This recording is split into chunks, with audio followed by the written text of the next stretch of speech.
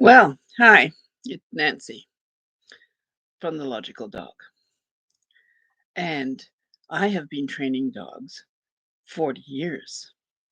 So I'd like to talk a little about the different styles of dog training. I Back when I first started, it was all choke chains and no treats at all. The dog was supposed to obey you through respect. And there was a lot of corrections. Every time that the dog did something wrong, you corrected it, usually by a sharp jerk on the leash that would tighten the choke chain and immediately release it to give the dog a signal that what they were doing was incorrect rather than just rewarding the positive. Now, for this choke chain to close and release, it has to be put on in a certain way. And I found that I was spending too much time teaching people how to put the choke chain on correctly, and people still didn't do it. So I decided to get rid of this choke chain. And then I got flat collars.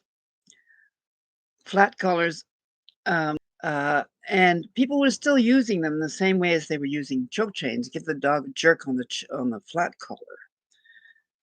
Um, then I decided that I would get rid of the collar, which is, and that makes the owner of the dog work very, very hard to keep the dog by its side. Now, what I do is I put the collar on, but and the leash, but the owner is not allowed to touch the leash.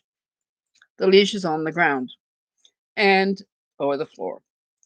Now, the owner is allowed to step on the leash if the dog decides that they want to leave, but they're not allowed to pick it up. And that makes the dog owner work extremely hard to keep the dog beside you. Now, over the years, there have been a lot of fads and different ways of training dogs. Lately, it's been equipment. My goodness, so much equipment that is available to um, help your dog. There are harnesses, all different shapes and sizes. Some are just a regular harness that the dog can pull in. It doesn't do anything, just stops them from leaving your side. There's some that have attachments at the front that pull the dog around so that they have a harder time pulling. And then, of course, there's all the different head halters, which again take control of the head, and you can turn the head away from what you were doing. Um, and that will stop the dog looking at whatever it's looking at and perhaps lunging and barking. But all of these are cop outs by the owner. Let's buy a piece of equipment instead of working to make the dog obey. Dogs have been in our life for thousands and thousands of years. They were the first animal that we domesticated. Back then, the dogs didn't have all this equipment, and yet they were still obeying and wanting to be with the owners. We need to go back to that kind of training where the dog wants to be with you, wants to do what you want to do. And these collars that they have, I mean, the choke chain has evolved into slip leads and prong collars. There is the e-collar. Um, the e-collar community is very, very adamant that their um, e-collars, uh, work and that the dog is happy and stuff. And the premise is you don't shock them. So why is there a shock aspect to an e-collar. Why do you need the shock when if you're only going to use the buzzer thing that to get the dog's attention? This is something that you know why is that there if you're not supposed to use it? And my if it's only a thing to get a dog's attention, what's wrong with a whistle? That'll get a dog's attention if you whistle. Something unusual, a little unusual sound, will whistle. But I promote the firm but fair type of training. Um, this is not balanced. It's not positive, all positive. But it is, I would say, 99% positive.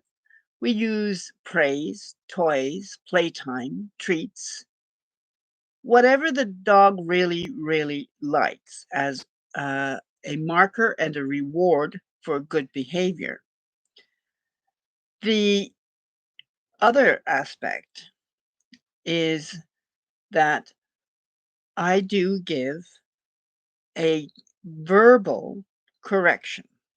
If you've done your job well and you've bonded with the dog and the dog wants to be with you all the time, then a little bit of scolding with a disgusted tone in your voice does wonders. And we all move through life with having adversities. Everyone doesn't go through life having it all happy and light and nothing ever bad happens. Life is like that.